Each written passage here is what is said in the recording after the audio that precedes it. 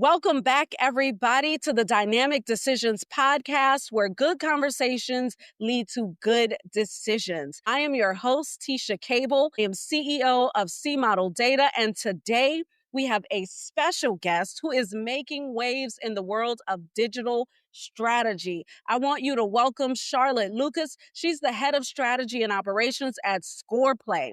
And in addition to her work at Scoreplay, Charlotte has had years of experience in strategy consulting at McKinsey & Company and more. She is dedicated to making Scoreplay as scalable and data-driven as possible.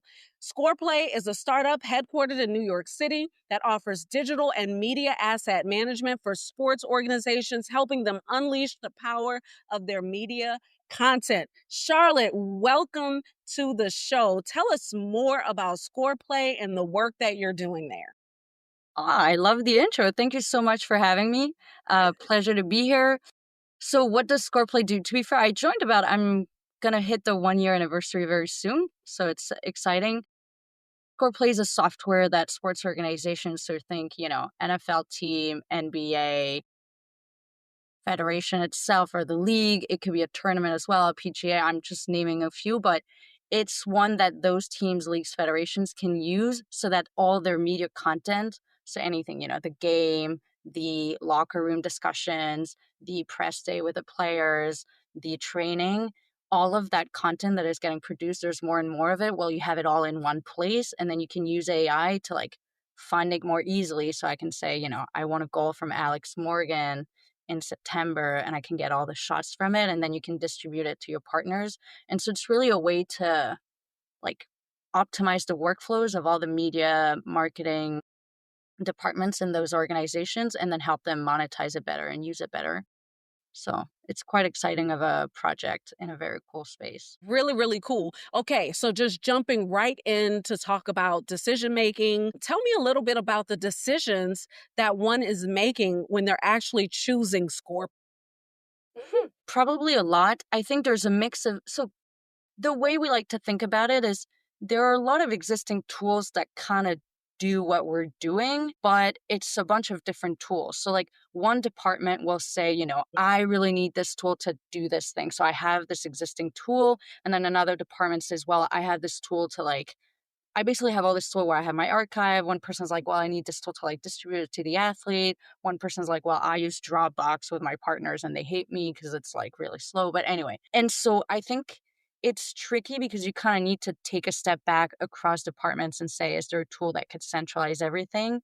And you're at a multiple benefits kind of angle where it's not just cost cutting where, multiple tools, you just replace it by one tool. And so obviously if you do the math, it's not just cost cutting. It's also how many hours do you save?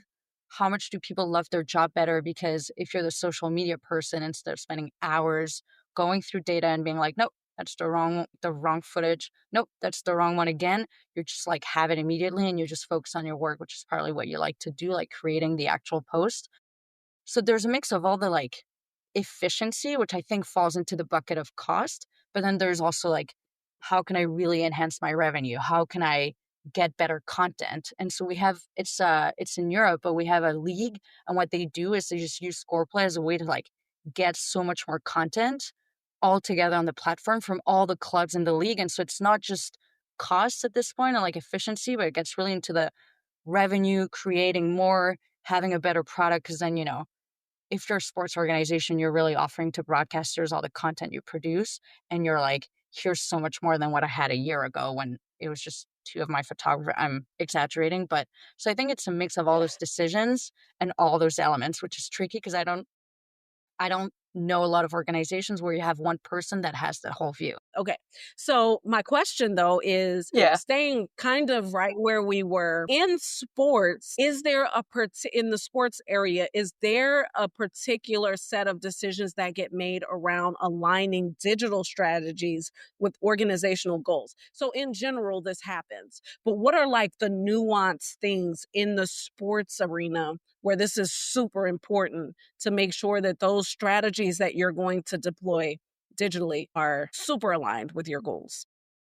Is your question around are there why is it particularly important? Why should it be on the CEO's mindset in sports organization? I think that's a great way to reframe it. Yes. Okay, no, because I just wanted to make sure I didn't misinterpret, but I think in sports right now, more than ever before, like in the 90s, it was just like the league has signed a deal with this broadcaster and you're going to be on TV on Saturdays at 5 p.m. That's how it worked. And now you're just competing for attention across all channels. And I don't know about you, I'm not from the US, but American football is now my absolute favorite sport. And I have to say, like on Sunday when I'm watching the game, I'm also on Instagram looking at whatever, like, so the game's happening, but I see the other games happening on my Instagram. And then I have, I don't know, like some other news from my ESPN that kind of shows up. And you just have so many platforms. And I assume that if you're betting as well on some of the games, you get that notification. So, like, the multiplication of platforms mean that, like, your attention span as a fan is just smaller and smaller. And so it's all about, like, capturing the eyeballs. It's a weird way to think about that little eyeball organ.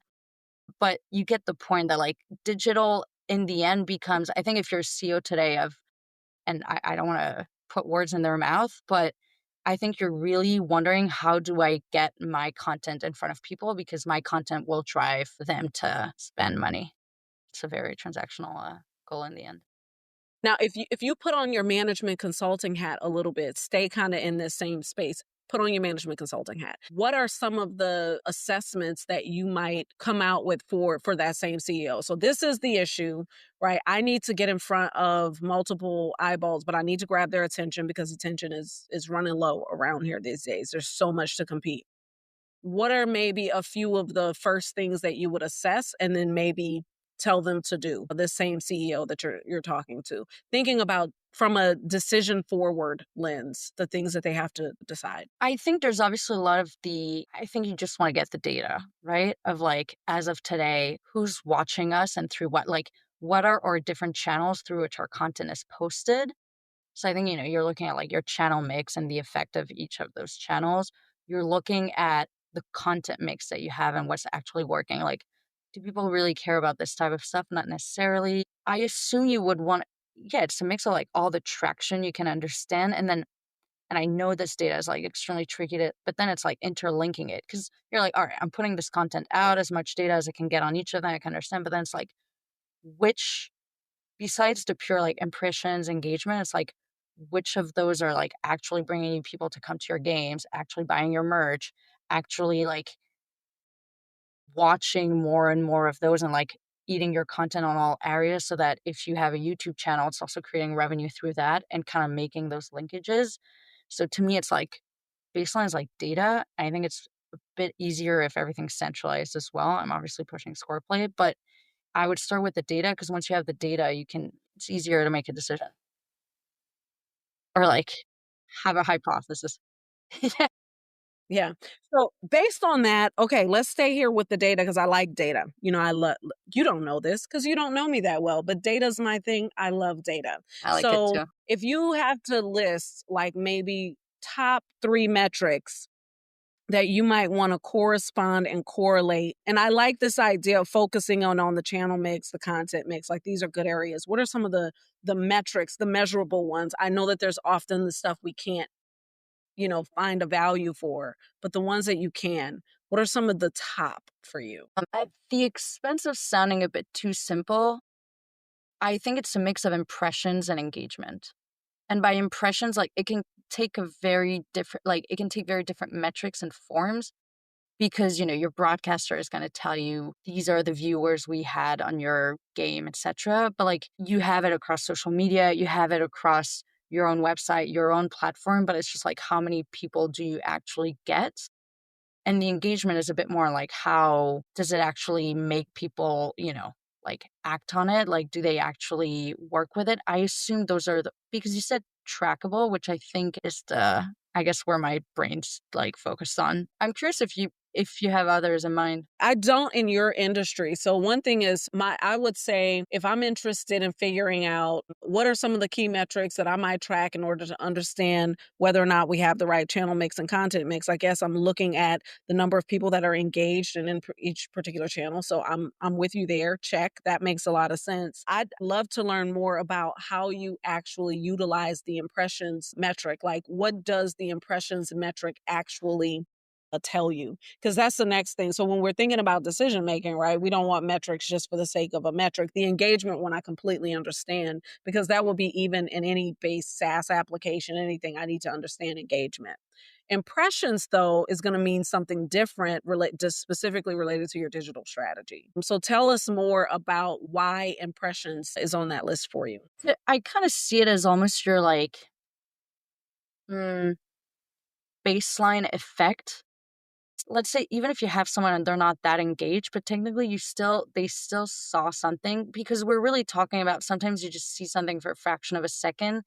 And so you still get a bit of a baseline of, it might not be the strongest content, and like obviously that's what you want to aim for, but just understanding a little bit like how, because I guess you can then quickly infer like what's the weakness and the strength of your content, right? Is it that like people are kind of interested in it and so you'll get impressions, like they'll look it, but they don't engage because it doesn't click or it doesn't resonate, and vice versa. So to me it's a little bit like the almost the flip side of your engagement coin.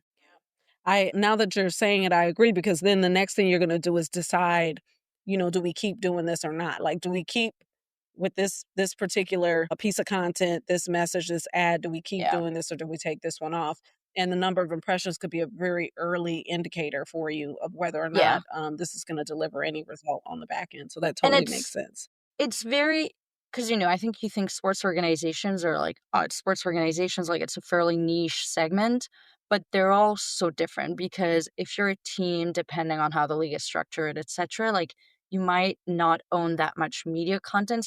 You're mainly just trying to get your fans to like your particular team, and so you're trying to have more engagement and like have them get your players a bit better. It's that whole like humanization strategy. But I think if you're a federation or a tournament, it's much different. And you're a rights holder and you're really trying to monetize that. And you're trying to show your broadcaster possibly, and broadcaster maybe in Japan or in Morocco, that like there's value in your content itself. And so it's a little bit of a different vibe as well. It's good. I really appreciate you bringing it back to value because I think a lot of times that's the thing we underestimate, right? We go out and we are doing things and we underestimate that everything we do ought to be delivering some level of value. And this actually leads into my next question, kind of. I'm going to make it lead to it. How about that? So I want to kind of know what are some of your frameworks for making high stakes decisions when you don't have all of the information. I guess, just to tie it back together, it's directly relative because when we're making these decisions, it's specifically the high stakes when the idea at the core is always value, right? Yeah. And are we delivering value to the people we intend to deliver value to? So what's some of your frameworks for making these high stakes decisions when you don't have all the information? So this is going to sound like, I think first day McKinsey, this is how we do things. We go with hypothesis. I think people probably misconcept that McKinsey, when you work on a McKinsey project, it's like for a big company, they have all their systems in place, the data is insane, and you're running these crazy models where you have 100 metrics. It's kind of not true. Or it depends at which stage. I used to do a lot of due diligence where you're like fairly early in the process. The target doesn't even know that you're looking at them. I mean, we're looking at them on the account of like a fund or a company. And you're like purely outside, like data is actually the one thing you miss. But if you have a hypothesis, you're not like boiling the whole ocean. You're like starting with this very not easy, but like straightforward path. And it's much easier to like confirm or reject a hypothesis than to try to prove a bunch of different like, you're kind of like chasing a, what's the expression, like needle in a haystack. So hypothesis is a big one. I do think that from consulting to like early stage startup, the difference a little bit in my opinion is like at McKinsey, I do think, we had a hypothesis, and the way to prove it was looking for more data. I think startup, you're just pressed for time and trying to like light a fire with a few matches. And so the way you confirm or reject the hypothesis is like you trial and pilot it. And so you just you just go in that direction until something really clearly tells you not to. And ideally you realize that early and like don't, take false negatives and stuff like that. But hypothesis is my That's perfect because, and it leads to something that we think of often, which is that when you document assumptions, for example, it's a good way of taking the things that you believe, your hypothesis of a scenario. So if I believe I'm going to get to, X amount of millions of dollars in a small amount of time, as long as I can document why I believe that that's true, I can just go about trying it as opposed to needing all the data.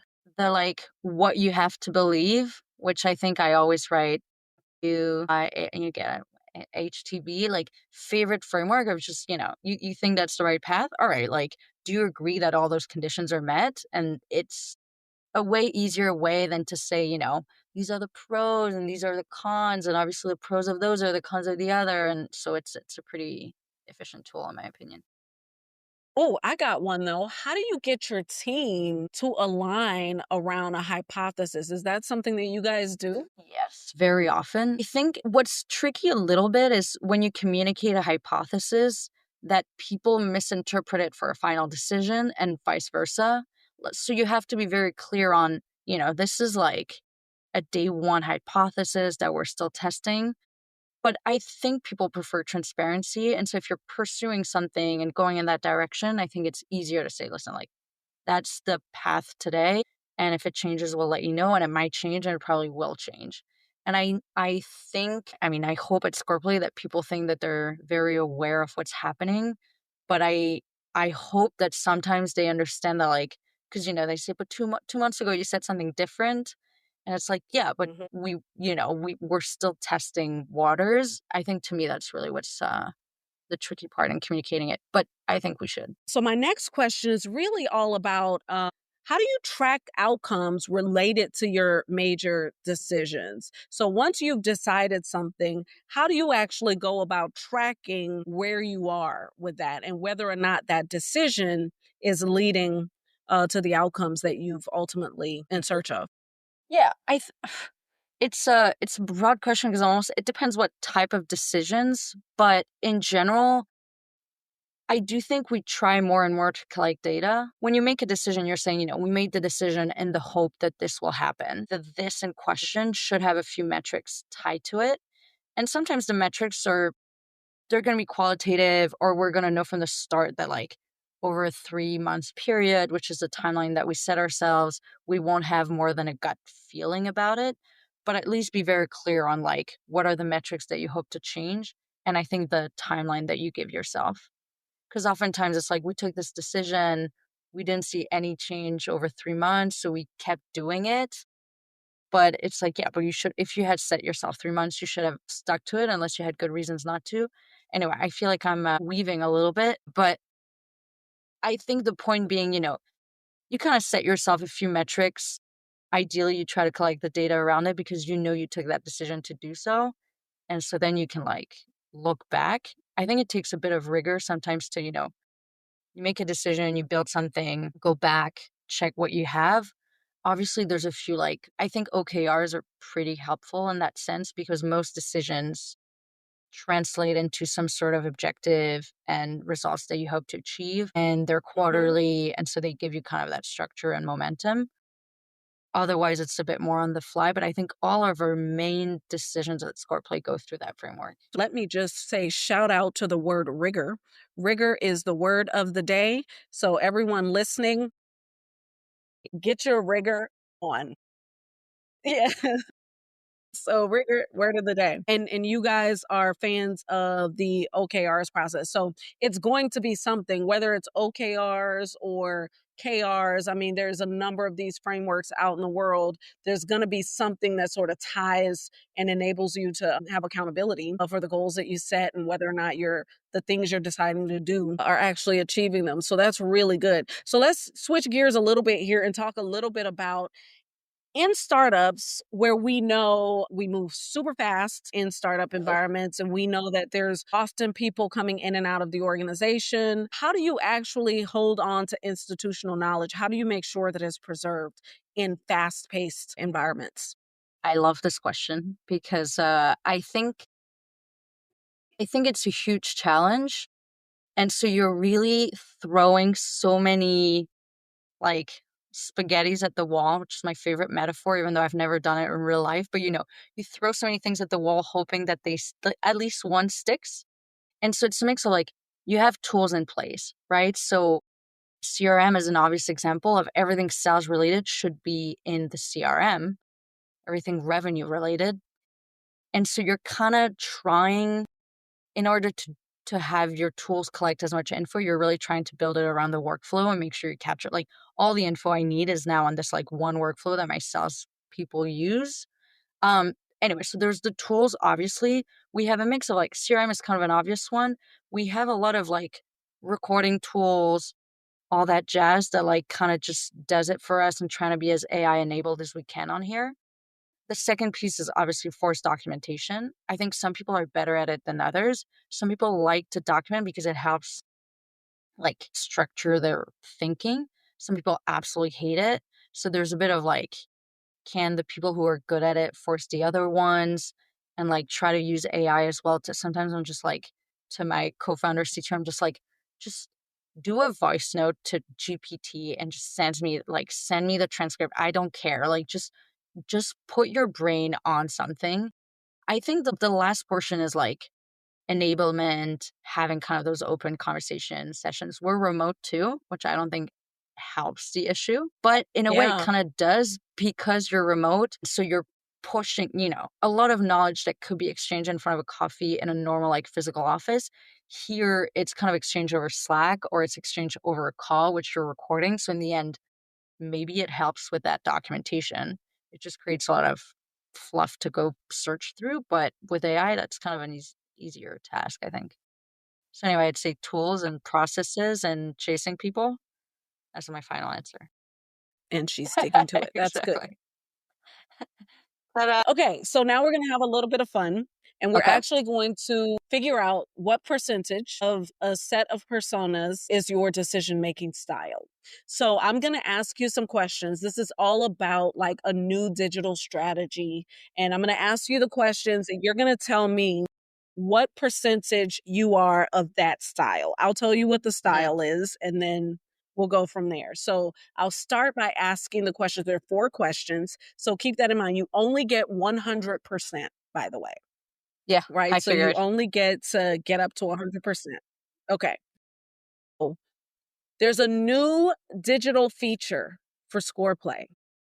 That's the idea here. And here's the question. So, how do we ensure that this aligns with our core values and strengthens our relationships with other sports organizations? That's the question. So the decision-making persona that would ask that question is, well, actually, before I even tell you what it is, what percentage of your decision-making would ask a question like, We're talking about like a feature that we're launching. right? And the question about it is, how do we make sure that is aligned with our core values and strengthens our relationships? It's tricky because I don't know the other questions, you know? I know. So just start. It's okay. It's okay. Start here. It's really tough. I want to say 25% because I don't know the other. We'll start 25%. We can always adjust. We'll start 25. Good. Okay, here we go. That one is called a feeler, by the way. So that's the feeler. The feeler is Okay. like, "Oh, are we aligned to our core strategy?" Right? I mean, I didn't Okay. mean to mock it. I'm not mocking anyone in the audience. One can be a feeler. It's okay with me. Okay, let's see. Here's the next one. Reflecting on last year's digital initiatives, what specific trends or insights have we uncovered that could significantly influence our next development cycle? 50%. 50%. That is a planner. Yeah. That's called a planner. If you ask my Okay. CEO, he would tell you All right. 100% on that one. But yeah. Okay. Hey, okay. Well, here's the next one. Let's see. In evaluating our previous digital initiatives, what key lessons have we learned that have fundamentally changed our decision-making process? I know I put the first one at 25, so I'm kind of stuck now. But if I changed it, You can change it. Yeah. for now, this one would be 35-ish. So let's move the first one Okay. at 10. Wait, sorry, I'm at 50, 10, 35. I'll review it's not going to add up. I know it. Let's get the last one, and then Yeah. you can get your final area. Okay, so that How was one this was one called called? the counter. Okay. That one's the counter. You're Yeah. counting. Okay, here's the last one. As we formulate this new digital strategies, what specific data points are we going to rely on to validate our decisions? I like this one too. It's so tough. Remind me the third one. So the The third one third is a one was the counter, count. and you went 35. Yes. And what was it again? Like So you're the currently at sentence? 95. No, I know So you want to know yeah, the sentence? yeah, For the counter. For the yeah. counter, it's in evaluating our previous digital initiatives, what key lessons have we learned that fundamentally change our decision-making process? I think I would go planner 50 and then 25 Okay. on counter and 25 on the last one. Okay, so no feeler. I'm not No, very 0% feeler. no. But It's okay. funnily enough, Yeah, my you know what? MBTI will say I'm an F, but I I think I'm not a very gut-driven person when it comes to decision. Yeah, so here's what I'll say. Whatever you are, it's okay. It's Yeah, absolutely okay. exactly. But the goal would be to have balanced decision making. The role that so I'm just going to recap first for the audience. So you are 0% feeler, according to you, although you say others might say differently. Yeah. 50% planner, 25% counter, and 25% data driver. The goal here is balanced decision making. So it's okay to have a Exactly. little gut, just a little bit I know I should in there. balance So that. thank you. My co-founders have a lot of gut. Yeah, no, it's okay. That's a weird sentence, Well, but so it's maybe that's how you guys balance it all out. exactly. I think so. And you Yeah, know I what kind of else agree with was the so approach, though. interesting about that is it'll change over time. So let's look at this, a year, 2 years, 3 years from now. Ask yourself the same questions, especially as a founder, and watch what happens Yeah. to that number. You'll start to learn different things that start to deliver some of that validation for you. Yeah. Okay. So And our I do very feel last like question. oh, sorry, I was just gonna add, like, I think it also depends how long you've been on something. I remember, like, McKinsey, where on very short projects, you're such a data-driven person because you can't have gut because you, like, joined you learned about the industry the day before, and I think over time anyway, so it's an interesting one, your time, Really makes point. sense.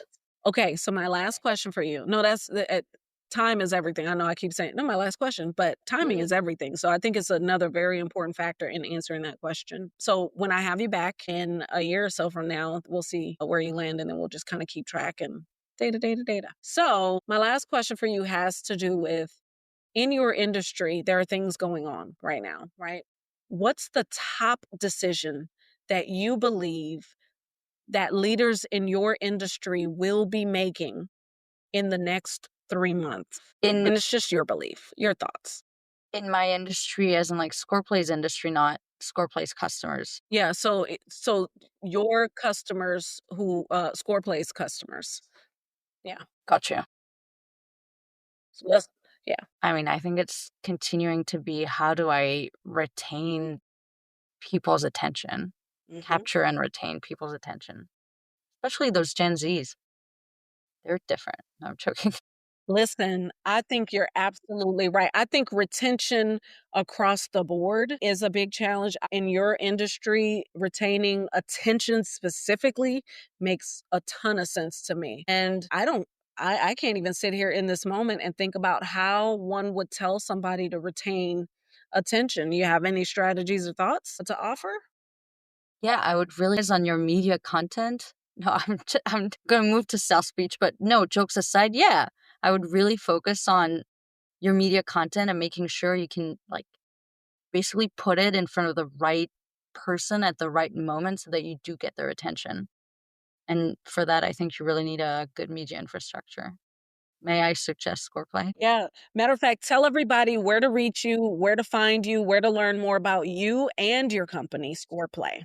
Absolutely. You can do so you can reach out to me on Charlotte at scoreplay.io, and our website scoreplay.com. Awesome. Hey, Charlotte, thank you so much for your Thank you. insightful advice. It has been a absolute pleasure having you on the show, and your expertise in this space is inspiring. And we thank you again. Thank you to the listeners. Thank you for tuning in. And remember, the best decisions come from great conversations. And if you've enjoyed this episode, we'd love for you to subscribe, rate it, share it with others in your network, and let's keep the conversations going. Thank you again for visiting the Dynamic Decisions podcast.